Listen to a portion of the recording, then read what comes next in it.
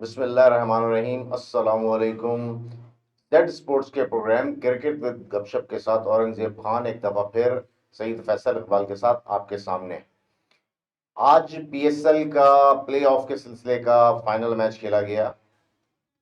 बहुत उम्दा परफॉर्मेंस का मुजाहरा किया पिछले 2 दिनों से इस्लामाबाद की टीम ने। कल बहुत उम्दा मैच जीता था अगेंस्ट क्वेटा ग्लैडिएटर, और आज जो उन्होंने मैच खेला वर्सेस पेशावर, बहुत क्लिनिकली जो है उन्होंने फिनिश किया।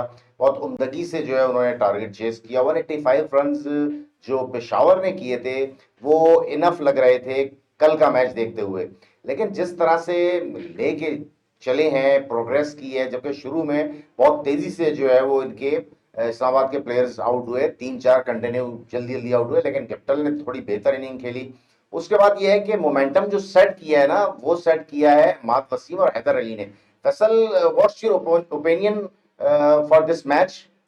बहुत शुक्रिया के साथ Aurangzeb. Definitely Islamabad played extremely well. मतलब मैं कहूंगा कि बहुत अच्छी फाइट बैक की है उस कंडीशन पे जब आपके कम रन पे 5 खिलाड़ी आउट हो जाए, उसके बाद से फाइट बैक करके दोनों की 50 करना और फिर टीम को 1 ओवर पहले मैच जितवाना। जबरदस्त परफॉर्मेंस है। जबकि होना ये चाहिए था वो कि मैं यही कह रहा था कि रन्स तो ऐसा लग रहा था कि ये बेहतर रन है, 185 रन उस पे, लेकिन थोड़ा सा रन कम हो गए ऐसा लगा। और 24 बॉलों पे 48 रन से इतना आसान भी नहीं होता। This is not going to be a very easy task, but they played extremely well. बहुत उम्दा परफॉर्मेंस का मुजाहरा किया है इस पूरे टूर्नामेंट में इस्लामाबाद ने। नशेब व फराज आए इनकी परफॉर्मेंस पे, लेकिन ये है कि शादाब ने बैटिंग भी बहुत उम्दा की है इस पूरे टूर्नामेंट में, और बॉलिंग भी बहुत उम्दा की है। और मेरी सजेशन पाकिस्तानी अरबाब इक़्तिदार से ये है कि शादाब को अगर आपने टीम में, पाकिस्तानी टीम में सेलेक्ट करना है, तो as a batsman, batting allrounder के तौर पे सिलेक्ट करें। ये वो प्लेयर है कि जो जाके फोर्थ, 1 डाउन, 2 डाउन, 3 डाउन जाके बहुत एक्सट्रीमली गुड बैटिंग कर सकता है, और 2-3 ओवर भी ये कर सकता है।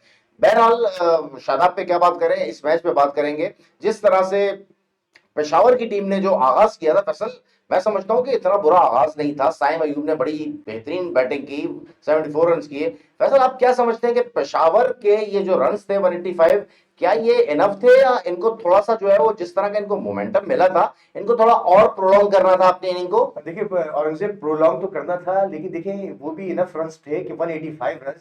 बल्कि मैं तो कह रहा हूँ अगर T20 है और अगर आपके पास बॉलिंग की आपकी जो अच्छी स्ट्रेंथ है, तो आप 165 170 पे भी रन को आप मैच को सेव कर सकते हैं। लेकिन हुआ ये कि जो शुरू में आउट करने के बाद थोड़ा सा रिलैक्स हो गई पेशावर की टीम। थोड़ी सी उसने ऐसा सोच लिया कि शायद हम जो है ये मैच को कंट्रोल कर लेंगे, अपने काबू में ले आएंगे। लेकिन बेहतरीन और शानदार किस्म की बल्लेबाजी की हैदर ने और इमाद ने। इमाद वैसे भी बहुत अच्छा प्लेयर एक रहा है, क्योंकि बैटिंग की परफॉर्मेंस उसकी कदरे बेहतर रही है। काफी काफी मैचेस में उसको ये देखा गया है। तो बहरहाल ये कि उन्होंने किसी जगह पे भी फिर जब थोड़ा सेट होने के बाद, मोमेंटम बनाने के बाद, उन्होंने कहीं पे भी फिर ये चांस दे दिया कि ऐसा लग रहा था कि पेशावर फिर ये 3 ओवर पहले ये मैच हार चुका है। मैं समझता हूं फैसल, मेरा जो नुक्ता नजर है ना, वो थोड़ा सा ये है कि पेशावर की टीम ने आरिफ याकूब को जो है ना मिसयूज किया है। जिस तरह का आरिफ याकूब बॉलर, जिस तरह उसने इस टूर्नामेंट में प्रोग्रेस की ना, सबसे बढ़ के एक तो ये हुआ है कि आरिफ याकूब अनफिट हुआ, उसके बाद इन्होंने उसको कंटिन्यू मैच से बाहर किया, बिठाया। ये बात ये है कि मेहरान मुमताज ठीक है, यंग बॉलर है, अच्छा बॉलर, लेकिन बात ये कि आप एक परफॉर्म किया हुआ लड़का, एक वहां 5 आउट किया हुआ एक इनिंग में, एक मैच में, उसको आप फिट होने के बाद बिठा देते हो। फिर आज हुआ ये कि उससे सिर्फ 2 ओवर कराए गए। आरिफ याकूब जो है ना फैसल, वो रन रोकता भी है और विकेट्स भी जो है लेता है। तो आपको उस कंडीशन में, जब आपने दो चार पांच उनके आउट, 4 आउट कर लिए थे, उस कंडीशन में आपको विकेट्स की जरूरत थी। चाहे आपके बॉलर को 20-22 रन भी बन जाए, डजंट मैटर। विकेट्स अगर वो लेते रहते, तो मैं नहीं समझता कि पेशावर की टीम ये मैच 1 ओवर पहले हारती। क्या कहते हैं आप इस बारे में? बिल्कुल आपने सही फरमाया। देखिए, वजह ये होती है कि क्रिकेट में सिर्फ आउट करना कमाल नहीं होता, बल्कि छोटी क्रिकेट जैसे हम T20 क्रिकेट खेलते हैं, इसमें इकोनॉमिकल होना आपका बहुत जरूरी होता है। जिसमें इकोनॉमिकल की वजह से होता यह है कि अगर आप इकोनॉमिकल बॉलिंग कर रहे हैं, तो हो सकता है कि आप आउट ना कर सके, लेकिन दूसरा एंड से जो बॉलिंग कर रहा होता है, वो उसके पास चांस आ जाता है कि फिर उसको वो शॉट्स मारने के चक्कर में बैट्समैन, क्योंकि कहीं एक जगह से रन नहीं बन रहे होते हैं, तो दूसरी जगह से वो चांस लेने पे वो विकेटें गिर जाती हैं। तो भारत 2 ओवर के बजाय 4 ओवर अगर करवा देते, तो शायद कतरे बेहतर परफॉर्मेंस हो जाती और कहीं मैच पे वापस आने का चांस होता। फैसल, देखिए, मेरा नुक्ता नजर ये है, मैं समझता हूं कि जो शॉर्ट फॉर्मेट होता है ना, जिस तरह T10 या T20, इसमें आप विकेट्स लेते रहें, आप एवरेज जो है वो कंट्रोल में रखेंगे। जब तक आप विकेट्स नहीं लेंगे, एवरेज अचानक जो है ना वो इंक्रीज हो जाएगा ओपोनेंट टीम का। वजह ये होती है कि विकेट्स इन हैंड होता है ना, तो आप 16, 17, 18, 19, 20 रन का एवरेज जो है वो चेस कर लेते हैं। लेकिन जब विकेटें गिर रही होती है ना, तो प्रेशर दोनों पे होता है, दोनों, यानी कि आमने सामने जो भी बैट्समैन बैटिंग कर रहा होता है, दोनों पे प्रेशर होता है। वो प्रेशर सस्टेन करना बहरहाल मजाक नहीं होता। मैं इसलिए ये बात एम्फिसाइज कर रहा हूं इस बात पे कि आप वो जो आरिफ याकूब है, वो विकेट टेकर बॉलर है। विकेट टेकिंग जो है ना वो ऑलवेज जो है ना वो डिफिकल्ट होती है ओपोनेंट टीम के लिए, अगर उनके विकेटें मुतवातिर गिर रही हैं। देखिए, मैच को प्रोलॉन्ग किया जाता है, क्यों किया जाता है? क्योंकि लास्ट ओवर में अगर 20 रन भी चाहिए हो तो वो बन जाते हैं, लेकिन अगर 5 ओवर में 100 रन चाहिए हो तो वो नामुमकिन सा लगता है। तो मेरा जाती ख्याल ये है कि थोड़ा सा मिसरीड किया इस मैच को बाबर आजम ने, और अपने जो मेन बॉलर था आरिफ याकूब, उसको आपने बॉल जो है 2 ओवर करवाया। मैं आरिफ याकूब को बार बार इसलिए व्यूअर्स बात कर रहा हूं कि आरिफ याकूब आउट करने वाला बॉलर है। दरअसल ठीक है, आपकी बात को भी मैं सेकंड करता हूं कि रन रोकना चाहिए, लेकिन रन उसी सूरत में रुकते हैं ना कि आप विकेट टेकिंग जो है ना वो डिलीवरीज करेंगे। बहरहाल व्यूअर्स, मैं समझता हूं कि इस मैच को जिस तरह से शायकीन ने भी बेहतर तादाद आई हुई थी आज कराची के स्टेडियम में, लेकिन आज जो जिस तरह से क्लिनिकली फिनिश किया है हैदर ने, फैसल हैदर के बारे में क्या कहेंगे आप? देखिए, हैदर मुझे देखा जाए तो अच्छा प्लेयर है, और एक दफा फिर उसको चांस देना चाहिए पाकिस्तान के लिए ना, क्योंकि थोड़ा सा कॉन्फिडेंस लेवल मुझे हाई लगा उसका। अब मतलब मैं अप्रिशिएट करूंगा कि बहुत ही जबरदस्त किस्म की बैटिंग है, और उसको चांस एक दफा फिर देना चाहिए, क्योंकि आखिरी एक बैटिंग मैंने न्यूजीलैंड के खिलाफ जरूर देखी थी, उसमें एक शॉर्ट फॉर्मेट के लिए मैं बहुत जल्दी, उसने तकरीबन 16-17 बॉलों पे 33 रन की इनिंग खेली थी, जिसमें तकरीबन 4 छक्के मारे थे। तो आज भी छक्के बड़े अच्छे मारे उसने।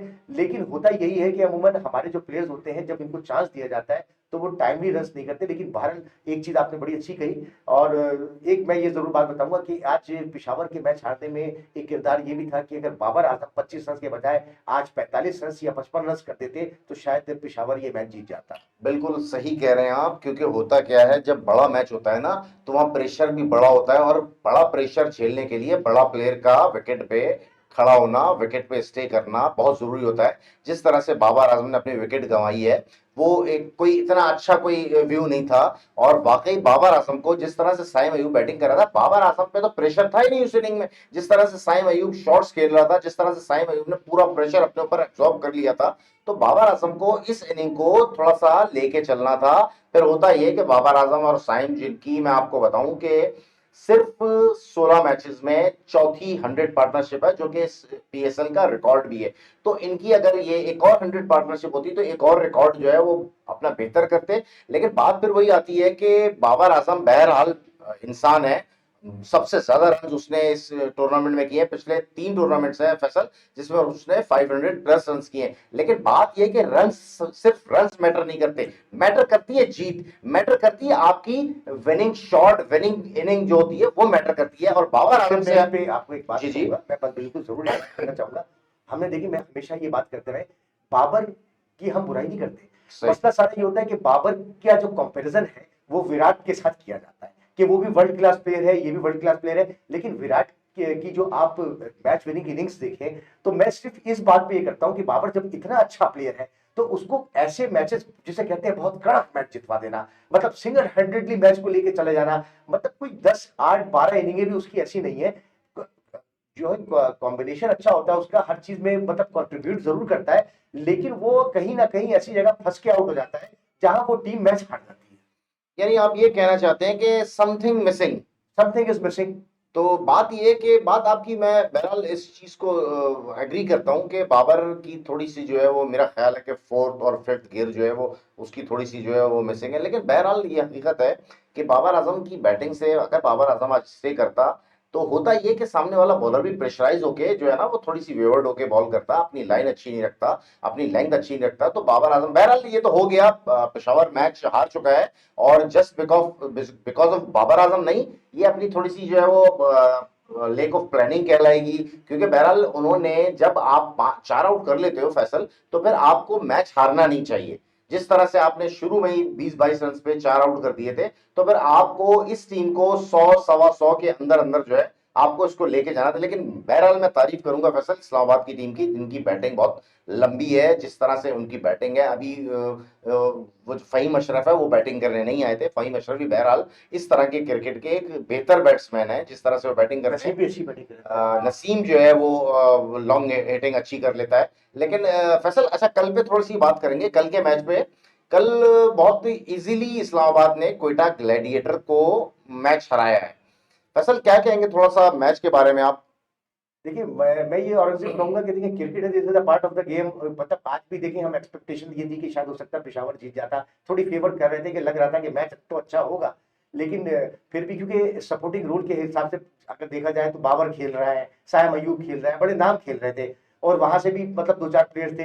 लेकिन जो जिस तरह की बैटिंग लाइनअप पेशावर की थी, तो I think this is more than enough total कि इस पे ये मैच इनको हारना नहीं चाहिए था। और जो लास्ट मैच हुआ है उसमें इस्लामाबाद की परफॉर्मेंस बहुत अच्छी रही थी, जो मतलब बेहतर लगा मुझे। तो मैंने कहा आपको सजेशन मेरी यही है कि मतलब क्रिकेट का हिस्सा है और कोयटा ग्लैडिएटर्स कहीं कहीं लैग कर गई।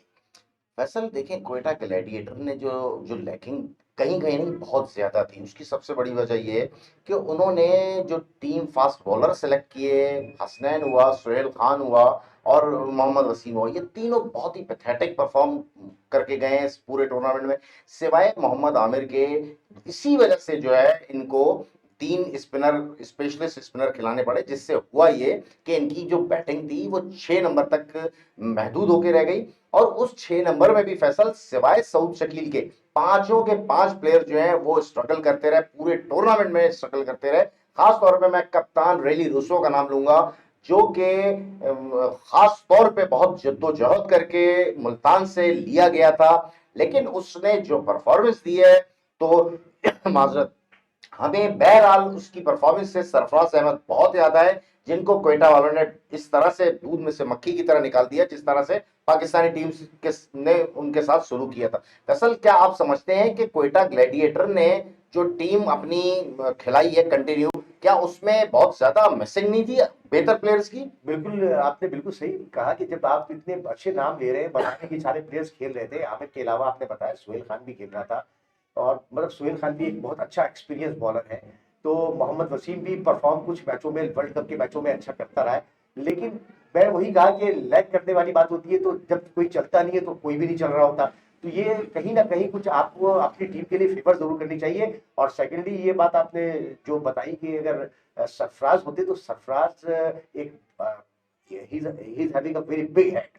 मतलब वो एक स्ट्रेटजी के तहत मैच खेलता है, उसको ये प्लानिंग्स का पता होता है कि टीम को कैसे लेके चलना है, जो हम माजी में देखते आए। लेकिन उसको बिल्कुल जैसे दूध में मक्खी की तरह से निकाल दे रहा है, ये मुनासिब बात नहीं थी। मुनासिब बात नहीं थी। इसी वजह से बहुत से लोगों ने कोयटा ग्लैडिएटर को खैरबाद कह दिया। कहने का मकसद है उनकी विशेष जो थी कोयटा ग्लैडिएटर के लिए थी वो बिल्कुल खत्म हो गई, क्योंकि बहरहाल कोयटा ग्लैडिएटर की एक मीडियोकर टीम को ब्रांड बनाने में सरफराज अहमद का सबसे ज्यादा हाथ है। सबसे ज्यादा स्ट्रगल की उसने, सबसे ज्यादा मेहनत की उसने इस टीम को टीम बनाने के लिए। लेकिन बात यह है कि आपने अगर उसकी परफॉर्मेंस की बात कर रहे हो तो उसने बहुत बेहतर परफॉर्मेंस दी है, बहुत बड़ी बड़ी परफॉर्मेंस दी है बीएसएल में। ऐसा नहीं है। रेली रूसो ने जो बैटिंग की है, क्या आप फिर हम अगला जो टूर्नामेंट होगा उसमें कोयटा के जो कप्तान है, क्या एक नया कप्तान देखेंगे फैसल? क्या कहते हैं आप इस बारे में? लगता तो ऐसे ही, क्योंकि ये तो फिर मैनेजमेंट पे डिपेंड करता है कि वो मैनेजमेंट चाहती ही नहीं है कि कोई मतलब बेहतर प्लेयर्स जो है हमारे हैं वो उनको चांस दिया जाए प्रॉपर तरीके से। बस ये एक वो हो जाता है कि आपने अगर किसी ने थोड़ा कुछ परफॉर्म नहीं किया, या अगर आपकी कोई कंडीशंस ऐसी हो गई हैं, तो आप उसको फिर आप नहीं खिलाएं, तो ये कोई समझ में ना आने वाली बात है। मेरा जाती ख्याल ये फैसल कि अगर ये सऊद शकील को कप्तान बना देते ना कोयटा ग्लैडिएटर का, तो शायद वो बेहतर फैसले करता। सऊद शकील ने कराची की टीम को, सिंध की टीम को T20 का चैंपियन भी बनाया है। सऊद शकील बहुत समझदार क्रिकेटर है, बहुत उम्दा क्रिकेटर है। और सऊद शकील बहरहाल उसने अपनी परफॉर्मेंस से भी साबित किया है कि उसमें जो लेवल लगा हुआ था कि वो टेस्ट क्रिकेटर है, वो T20 का इतना अच्छा प्लेयर नहीं है, उसने इसको बिल्कुल जो है ना वो गलत साबित किया है अपनी परफॉर्मेंस से, अपनी खूबसूरत हिटिंग से, अपनी एक जहानत से, अपना बहुत ही क्लास के साथ फील्डिंग भी बेहतरीन करता है। बहरहाल व्यूअर्स, आज का हमारा जो ये शो था वो अख्ताम पजीर हुआ। इंशाल्लाह कल दोबारा हाजिर होंगे, क्योंकि बहरहाल परसों मंडे वाले दिन फाइनल है मुल्तान वर्सेस इस्लामाबाद का।